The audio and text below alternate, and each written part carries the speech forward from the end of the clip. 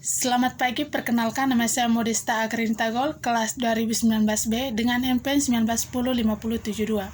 Di sini saya akan menjelaskan ruang lingkup penilaian anak usia dini. Lingkup penilaian di PAUD meliputi pertumbuhan dan perkembangan anak. Lingkup penilaian pertumbuhan meliputi ukuran, fisik, berat badan, tinggi badan, panjang badan, dan lingkar kepala. Sedangkan lingkup perkembangan anak berkaitan dengan bagaimana anak dapat menstimulasikan keterampilan berpikir, perkembangan bahasa anak, dan part sosial emosional. Ruang lingkup penilaian di TK. Penilaian proses dan hasil kegiatan belajar anak mencakup semua aspek perkembangan yang dirumuskan dalam kompetensi sikap, pengetahuan, dan keterampilan. Lingkup perkembangan sesuai tingkat usia anak meliputi aspek nilai agama dan moral, fisik motorik, kognitif, bahasa, sosial emosional, dan seni. Aspek perkembangan ruang lingkup 1. Yang pertama, nilai agama dan moral.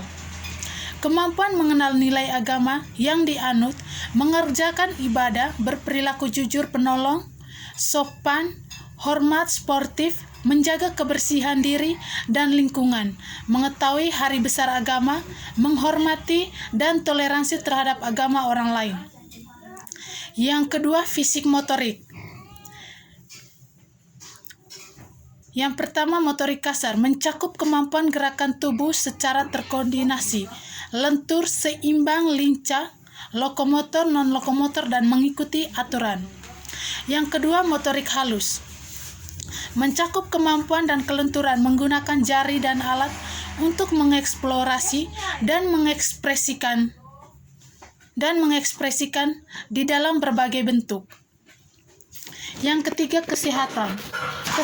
Kesehatan dan perilaku keselamatan mencakup berat badan, tinggi badan, lingkar kepala, sesuai usia serta kemampuan berperilaku hidup bersih, sehat, dan peduli terhadap keselamatannya. Yang ketiga, kognitif. Pertama, belajar dan pemecahan masalah mencakup kemampuan memecahkan masalah sederhana dalam kehidupan sehari-hari dengan fleksibel dan diterima sosial serta menerapkan pengetahuan-pengalaman yang baru.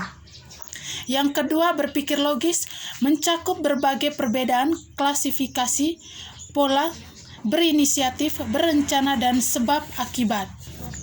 Yang ketiga, berpikir simbolik, mencakup kemampuan mengenal, menyebutkan, dan menggunakan konsep bilangan, mengenal huruf, serta mampu mempresentasikan berbagai benda dan imajinasinya dalam bentuk gambar.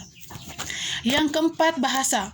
Yang pertama, memahami bahasa reseptif, mencakup kemampuan memahami cerita, perintah, aturan, menyenangi, dan menghargai bacaan. Yang kedua, mengekspresikan bahasa, mencakup kemampuan bertanya, menjawab pertanyaan, menjawab secara lisan, menceritakan kembali yang diketahui belajar bahasa, pragmatik, mengekspresikan perasaan, ide, dan keinginan dalam bentuk coretan. Yang ketiga, keaksaraan, mencakup pemahaman terhadap hubungan bentuk dan bunyi huruf, serta memahami kata dalam cerita. Yang kelima, sosial emosional. Yang pertama, kesadaran diri, terdiri atas memperlihatkan kemampuan diri, mengenal perasaan sendiri, dan mengendalikan diri, serta mampu menyesuaikan diri dengan orang lain. Yang kedua, rasa tanggung jawab untuk diri dengan orang lain, mencakup kemampuan pengetahuan hak-haknya, menaati aturan, mengatur diri sendiri, serta bertanggung jawab atas perilakunya untuk kebaikan bersama. Yang ketiga, perilaku prososial, mencakup kemampuan bermain dengan teman sebaya, memahami perasaan, merespon berbagai, serta menghargai hak dan pendapat orang lain. Yang bersifat kooperatif, toleran, dan berperilaku sopan. Yang keenam, seni. Kemampuan mengeksplorasi dan mengekspresikan diri, berimajinasi dengan gerakan, musik, drama, dan beragam bidang seni. Aspek perkembangan ruang lingkup lainnya, seni lukis, seni seni rupa, kerajinan, serta mampu mengekspresikan karya seni, gerak dan tari, serta drama penilaian di TK. Sekian penjelasan dari saya, terima kasih.